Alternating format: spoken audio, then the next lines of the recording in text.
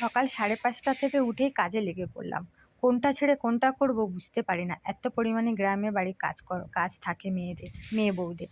তো ওদের আর উঠোন-টুঠোনগুলো ঝাড় দিয়ে এসে উনুনটাকে ছাই তুলে নিয়ে আগে লেপালেপিগুলো করে নিচ্ছি। গ্রামের মানুষদের প্রচুর কাজ গো। কোনটা করব না খুঁজে উঠতে পারি। মানে কাজ করতে, করতে কখন যে সময় চলে যাচ্ছে বুঝতেই পারছি না। আর কাজের কোনো শেষ নেই। একটার পর একটা কাজ মনেই লেগে আছে। এটাও করছি, তারপরে গিয়ে আবার ওটা করতে হবে। এরকম একটা ব্যাপার।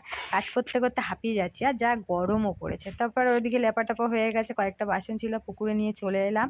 তারপরে আর কি গিয়ে একটুখানি ব্রাশ করছি। আর পরিবেশটা দেখো কত সুন্দর লাগছে, তাই জন্য ভাবলাম তোমাদেরকে শেয়ার করি। সকালের পরিবেশ, এই ধারে আমি কাজ করে আমাদের আর হাঁটাহাঁটির দরকার নেই। যা কাজ করি ওতেই আমাদের হাঁটা হয়ে যায়। তাও আজকের একটুখানি হাঁটলাম এদিক থেকে এদিক থেকে।